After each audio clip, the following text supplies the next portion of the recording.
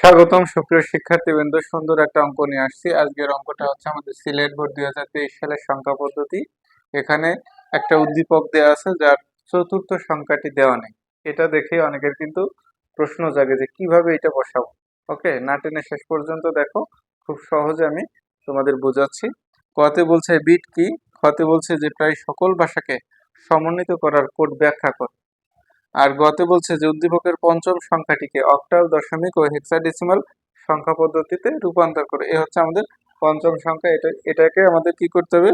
প্রথমে হচ্ছে আমাদের অক্টাল, তারপরে দশমিক, তারপরে হচ্ছে হেক্সাডেসিমাল, এই তিনটায় রূপান্তর করতে হবে। গতে বলছে দুইয়ের পরিপূরক পদ্ধতি ব্যবহার করে উদ্দীপকের ধারাটির চতুর্থ সংখ্যা। চতুর্থ সংখ্যা কিন্তু এখানে দেওয়া নেই। চতুর্থ সংখ্যা থেকে দ্বিতীয় সংখ্যার পার্থক্য নিরূপণ করো, অর্থাৎ ওই যোগের মাধ্যমে, যেটা দুইয়ের পরিপূরক পদ্ধতিতে। ঠিক আছে, কথা আমি না বাড়িয়ে শুরু করছি। আর আমার একটাই কথা, আমার প্রত্যেকটা লাইন, প্রতিটা শব্দ ক থেকে ঘ পর্যন্ত কিভাবে আসলো, কোথা থেকে আসলো, ব্যাখ্যা সহ বোঝানোর চেষ্টা করি, যাতে স্টুডেন্টদের কোনো ঝামেলা না থাকে। আর বিশেষ করে শুধুমাত্র আমি এইচএসসি আইসিটি আপলোড করি, এ ব্যতিরিক্ত কোনো ভিডিও দেই না। শুরু করি। আচ্ছা, বিট কি দেখো।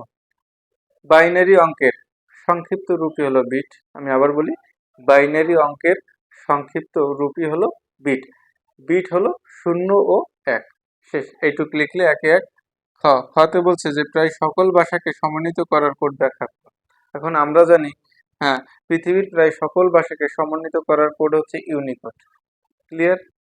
পৃথিবীর প্রায় সব ভাষাকে একত্রিত বা সমন্বিত করার যে কোডটা, সেটা হচ্ছে কি ইউনিকোড। এইটার ব্যাখ্যা আমার এই ভিডিওর নিচে ছবি আকারে দেওয়া আছে, দেখে নিও। দেখলে আশা করি বুঝতে পারবে। ক খ শেষ। এইবার গ। আমার চ্যানেলে একটাই বৈশিষ্ট্য যে অঙ্কগুলো, এই অঙ্কগুলো সুন্দরভাবে কিভাবে আসলো, কোথা থেকে আসলো, এইটা করানোর চেষ্টা করি। গতে দেখো বলছে যে উদ্দীপকের পঞ্চম সংখ্যা, তাহলে আমরা লিখি যে পঞ্চম সংখ্যাটি,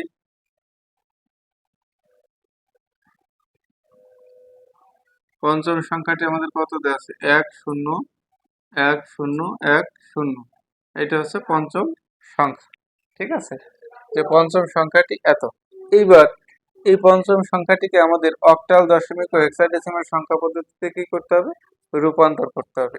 এখন আমরা যদি রূপান্তর করতে যাই, তাহলে আমরা প্রথমে কি বলবো? যে অক্টাল সংখ্যা পদ্ধতিতে রূপান্তর। অক্টাল সংখ্যা পদ্ধতিতে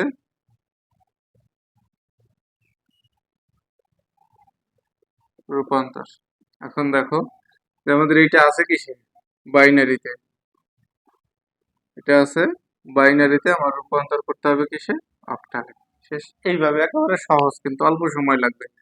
এখন বাইনারি থেকে যখন আমি অক্টালে রূপান্তর করব, সেই ক্ষেত্রে দেখো 1 0 1 0 1 0,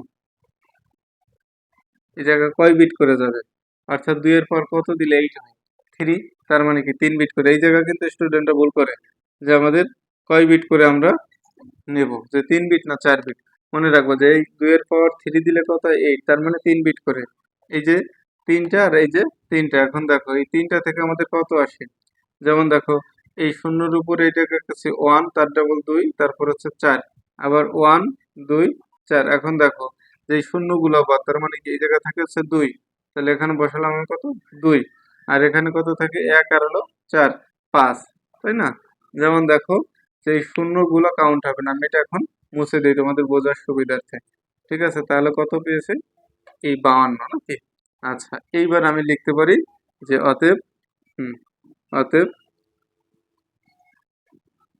বাইনারি, এটা অক্টালে নিলে কত আসে আমার? এটা। তার মানে যে শেষ। সহজ, কিন্তু একেবারে সহজ। যে প্রথমে বাইনারি থেকে অক্টাল, এরপরে কয় বিট যাবে? 3 বিট। 3 বিটটা কিভাবে আসলে সেটাও দেখালাম। অতএব এত সংশোধন এত শেষ অক্টাল। এরপরে দশমিক, দশমিকটা করি। তাহলে দশমিকটা যদি করি এখানে, ওইভাবে লিখে নিতে হবে যে অক্টাল সংখ্যা পদ্ধতিতে রূপান্তর, এবার দশমিক সংখ্যা পদ্ধতিতে রূপান্তর। দশমিক সংখ্যা পদ্ধতিতে রূপান্তর কত আছে 1 0 1 0 1 0 আছে বাইনারিতে, নিতে হবে কিসে দশমিকে। এখন যদি আমরা দশমিকে নিই সেই ক্ষেত্রে আমাদের কি লিখতে হবে, দেখো যে এই জায়গায়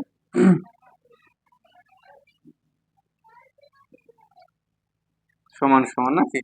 আচ্ছা, এর ভিত্তি দিয়ে কি করতে হবে, গুণ করতে হবে। তাহলে 1 গুণ 2 যোগ 0 গুণ 2, প্রত্যেকটাকে ভিত্তি দিয়ে গুণ করতে হবে। তারপর আছে 1 গুণ 2 যোগ 0 গুণ 2 যোগ 1 গুণ 2 যোগ 0 গুণ 2, ঠিক আছে। এইবার এই ডান পাশ থেকে 0 1 2 3 4 5 এইভাবে দিবেন, তাহলে সুবিধা হবে। এখন দেখো 5 যদি 2 বার গুণ করি তাহলে কত হয়, 2 গুণ 2 গুণ 2 গুণ 2 গুণ 2, 5 বার। 2 দুগুণে 4, 4 দুগুণে 8, 8 দুগুণে 16, 16 দুগুণে কত 32, 32 দিয়ে একটা গুণ করলে যা আছে তাই। এবার যদি কোনো জায়গায় শূন্য থাকে আর দেখার দরকার নেই, কারণ শূন্য দিয়ে যা গুণ করবো তাই শূন্য যোগ। আচ্ছা, 2 3 বার যদি গুণ হয় তাহলে 2 দুগুণে 4, 4 দুগুণে কত 8, আর শূন্য থাকলে দেখার দরকার নেই, শূন্য যোগ কোনো কিছু পর 1 মানে যা আছে তাই, 2 দিয়ে একটা গুণ করলে 2, আর এখানে হচ্ছে কত 0। এখন আমরা কি করব, যোগ করব। 32 আর 8 40, 40 আর 2 কত হয় 42, তাই না। লিখতে পারি অতএব 1 0 1 0 1 0, এটা ছিল কিসে বাইনারিতে, দশমিকে নিলে কত হয় এটা। শেষ। তাহলে অক্টাল সংখ্যা পদ্ধতিতে রূপান্তর শেষ, দশমিক সংখ্যা পদ্ধতিতে রূপান্তর শেষ। প্রয়োজনে স্ক্রিনশট দিতে পারো। এখন আমরা কিসে করব, হেক্সাডেসিমাল। এখন করব কি হেক্সাডেসিমাল, আমি উপরেই লিখতেছি। তাহলে আমি একটু সংক্ষেপে করার সুবিধার্থে এই যে অক্টালটা মুছে এবার কি করব, হেক্সাডেসিমাল।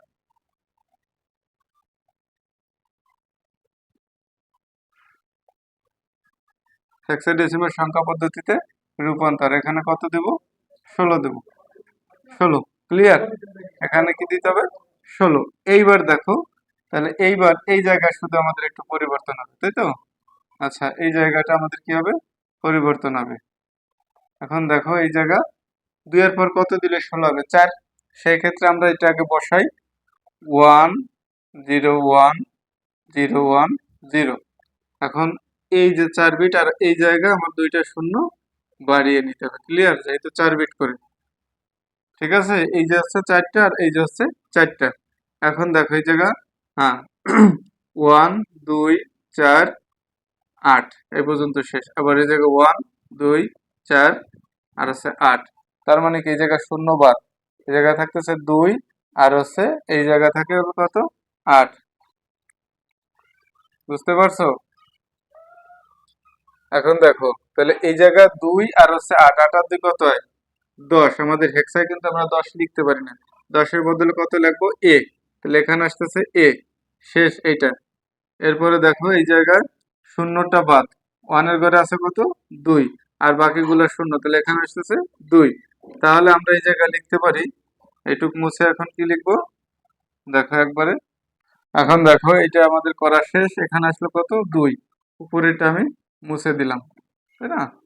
আচ্ছা, এবার লিখতে হবে অতএব 1 0 1 0 1 0, এটা ছিল কিসে বাইনারিতে, আমি যদি হেক্সায় নেই তাহলে এটা আসে। তাহলে আমাদের কিন্তু 3টা রূপান্তর করা শেষ।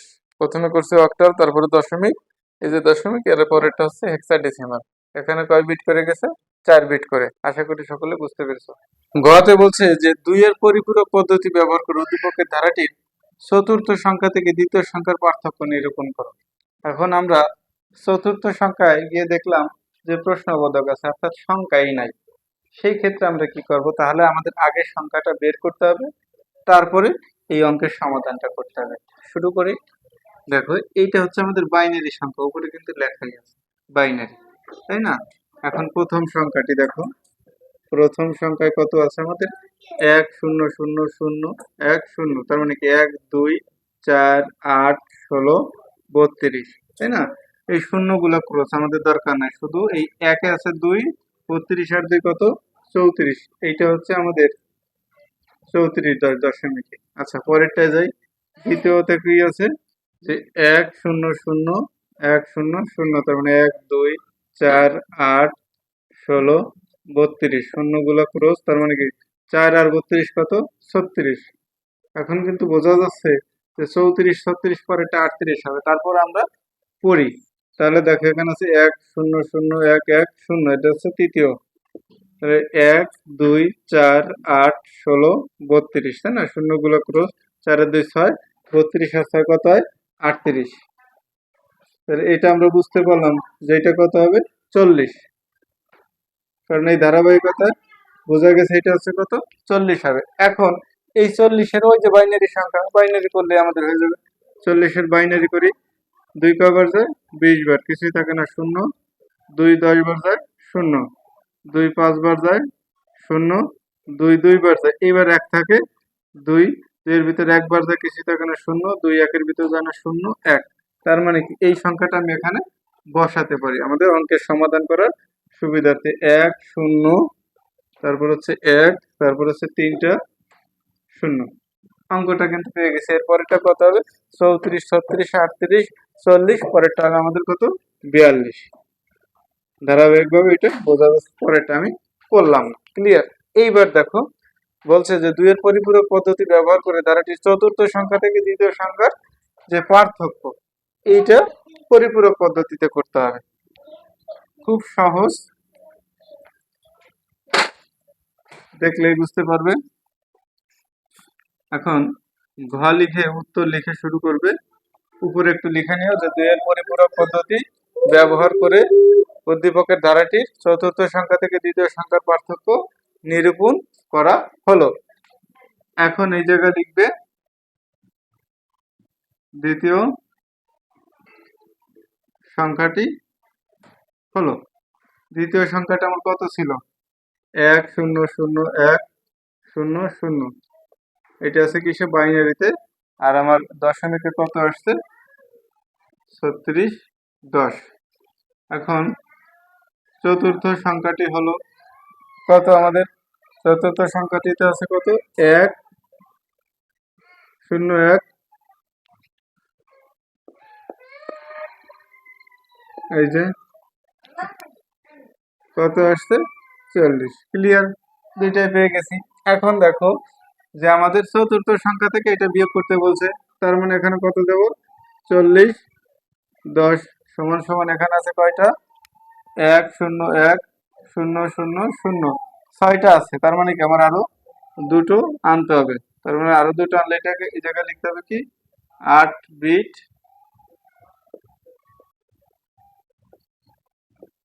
রেজিস্টারে। ঠিক আছে? এইবার এই 36 আমি এখানে লিখি, 36 10, কিন্তু আমি এই সংখ্যাটা এখানে বসাতে পারবো না, কারণ এখানে আমার লাগবে মাইনাস। আমি মাইনাসটা দিলাম। এখন এই মাইনাসের জন্য করতে হবে কি? 1 এর পরিপূরক 2 এর পরিপূরক। ঠিক আছে? এই যে আমি এই পাশেটা মুছতেছি, এখন এখানে করতেছি, দেখো। তার মানে কত আছে আমাদের? 36 10। এখন 36 10 আমার কত আসছিল? দেখো, এই যে 1 0 0 1 0 0, এটা হচ্ছে 6টা। আরো দুটো আমার কি করতে হবে? নিতে হবে, এখানে লিখতে হবে 8 বিট রেজিস্টারে। ঠিক আছে? এইবার এটাকে করতে হবে কি? 1 এর পরিপূরক। 1 এর পরিপূরক যখন আমি করব, তখন কি করব? 1 1 0 1 1 0 1 1, অর্থাৎ যা থাকবে শুধু উল্টে দিতে হবে। এখানে লিখতে হবে কি? যে 1 এর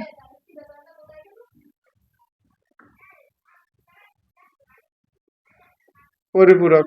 এরপর আমার করতে হবে কি? 1 যোগ দিতে হবে। 1 যোগ দিলাম নাকি?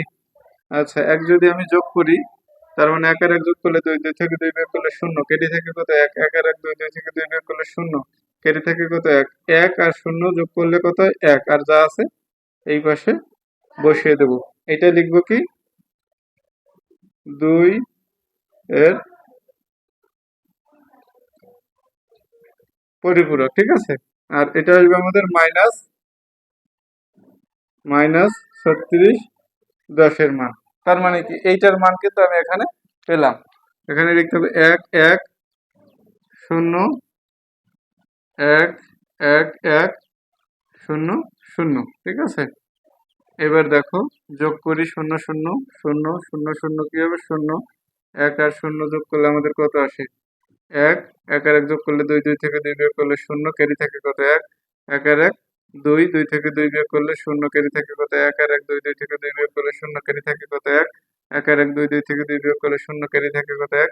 1 আর 1 2, 2 থেকে 2 বিয়োগ করলে শূন্য, ক্যারি থাকে কত, 1। এই যে সেই ক্যারিটা আমি লিখলাম, সমান সমান দেখো এবার 6 আছে কত হলে 10 হবে, তাই না, 4 হলে ক্যারি থাকে কত, 1। 3 আর 1 4, 4 এ 4 মিললে শূন্য। তার মানে আমাদের এটা আছে 4 10। এইবার এখানে কত বিট হয়েছে, 1 2 3 4 5 6 7 8 9, নবম বিট, এটা হচ্ছে আমাদের অতি ক্যারি।